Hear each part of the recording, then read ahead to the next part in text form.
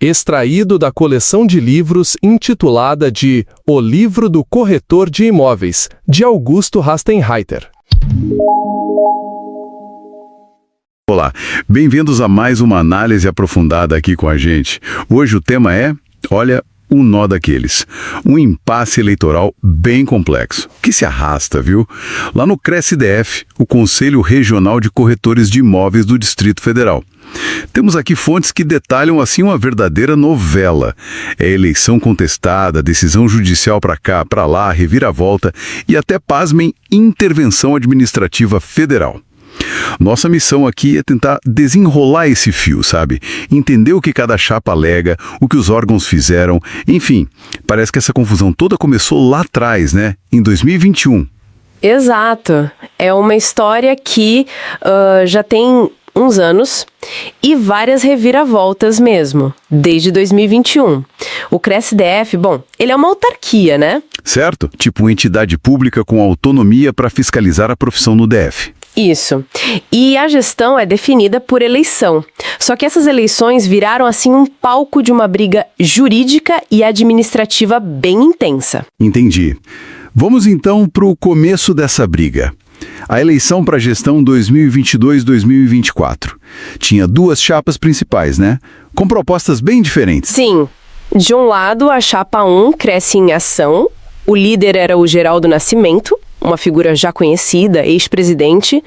A proposta era mais de continuidade, né? Manter o que estava sendo feito. Ok, a situação? E do outro lado? Do outro, a chapa 2, Reage e Cresci. Quem puxava era o Rodrigo Barreto. A promessa era de renovação, mais transparência, tipo acabar com o status quo, como eles diziam. Oposição clara, então, e parece que o conflito esquentou rápido, antes mesmo de votar. Muito rápido. A chapa 1 entrou logo com pedido para impugnar a chapa 2. Uma contestação formal mesmo, antes da votação. Impugnar? Mas por quê? Quais foram os argumentos? Olha, alegaram várias coisas técnicas. Uma suposta dívida do próprio Rodrigo Barreto com o Cresci, problemas em documentos que deixariam outros 4 membros inelegíveis, sabe? E até a desistência de um integrante no meio do caminho. Questões formais, então. E essa tentativa de impugnação deu em que na hora? Deu em confusão, né? Gerou um impasse tão grande que a justiça teve que entrar na história. Suspenderam a eleição de 2021 para poder analisar tudo isso direitinho. Nossa, quer dizer que a chapa 2 quase ficou fora da disputa logo de cara. Parecia que sim, foi um golpe duro naquele momento. Mas, como você disse, a história teve reviravoltas. E aí? Como a chapa 2 reagiu? Teve essa virada nos tribunais que você mencionou. Justamente. A chapa 2 não deixou barato. Entraram com um recurso, um agravo, que é um tipo mais rápido, né? Argumentaram que, olha, mesmo com esses problemas apontados, a chapa ainda tinha um número mínimo de membros válidos para concorrer, o tal quórum legal. Faz sentido. E a justiça aceitou esse argumento? Aceitou. A 21ª Vara Federal, aqui no DF, deu uma decisão bem importante. Primeiro, anulou aquela eleição de 2021.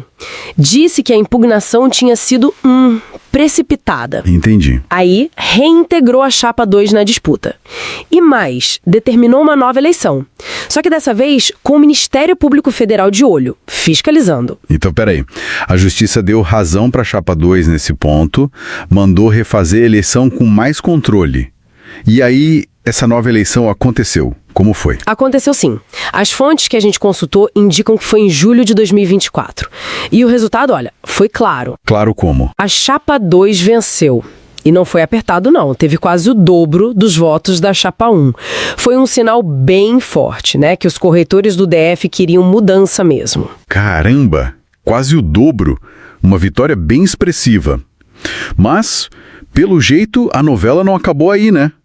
Você falou que o próprio Barreto, da chapa 2, comentou que estavam tentando impedir a posse deles, mesmo depois de ganhar? Pois é. Aí que o negócio complica mais ainda. O COFECI, que é o Conselho Federal, o órgão que está acima do CRECI-DF, né? Sim, a instância superior. Então, a comissão eleitoral do COFECI barrou a diplomação e a posse da chapa 2. A chapa que ganhou a eleição. Mas como assim? Com que justificativa dessa vez, depois da justiça ter validado e da vitória nas urnas? Novas alegações. De novo, irregularidades formais. Coisas como prazos que não teriam sido cumpridos, problemas em documentos, um membro substituído fora da janela permitida, falhas em certidões. Nossa, E até uma acusação mais séria de possível litigância de má-fé, que é quando dizem que alguém está agindo de forma desleal no processo, sabe? entendi. Então deixa eu ver se eu acompanhei. Chapa 2 é contestada, justiça manda seguir, ela ganha a eleição com folga, e aí o órgão federal vem e barra por outras questões formais. É isso. Exatamente isso.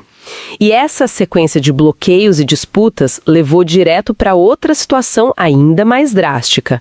A intervenção do COFECI em janeiro de 2025. A intervenção.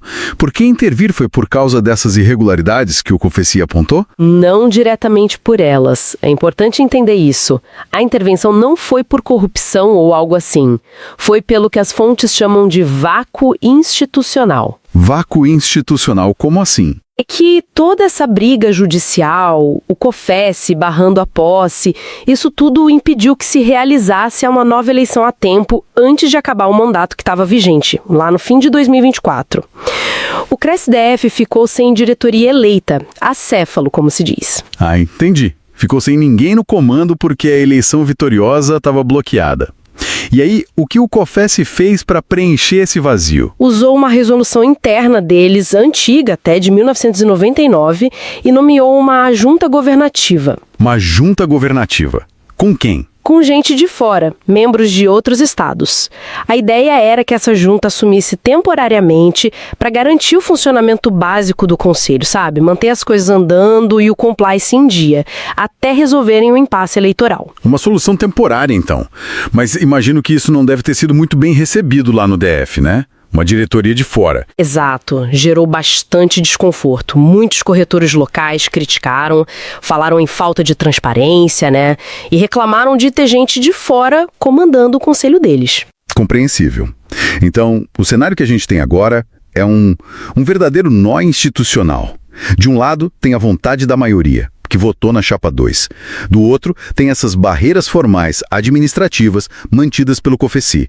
Onde que está a briga agora? Quem decide? Basicamente, a decisão final está num cabo de guerra entre o COFECI e o Poder Judiciário. Ah, voltou para a justiça de novo. Sim. A Chapa 2 continua buscando na justiça o direito de tomar posse, de validar aquela eleição que eles venceram, e o COFECI, por outro lado, mantém a posição, insistindo nas irregularidades formais que eles apontaram para impedir a diplomação. Certo. Então, recapitulando bem rápido, tivemos uma eleição inicial suspensa, aí a justiça mandou refazer, a chapa de oposição ganhou com ampla maioria, mas foi bloqueada administrativamente pelo órgão federal. O conselho ficou sem comando e aí o órgão federal interveio com uma junta de fora. Ufa, que sequência! Precisamente, é uma sequência bem atribulada mesmo, e o final dessa história toda, bom, ainda tem aberto, não dá pra saber como vai terminar. A Chapa 2 segue na justiça. Isso, aposta na via judicial. O COFECI segura a posição dele. A grande questão agora é, o que a justiça vai decidir? Vai fazer valer a vontade das urnas ou vai acatar esses impedimentos formais que o COFECI levantou? E se acatar, o que acontece? Manda fazer tudo de novo, talvez com outras regras? Ninguém sabe ainda. É, uma situação delicada. E isso tudo, para além do caso específico lá do CRESDF, levanta uma questão maior para a gente pensar, né? Qual seria? Até que ponto as regras internas, a burocracia, os procedimentos formais desses conselhos profissionais podem acabar, na prática, passando por cima ou dificultando a vontade democrática dos próprios membros que eles representam? Fica essa reflexão, né? Como achar o equilíbrio entre seguir as normas, que são importantes, claro, e garantir que a representação eleita seja legítima e possa de fato assumir. É um desafio.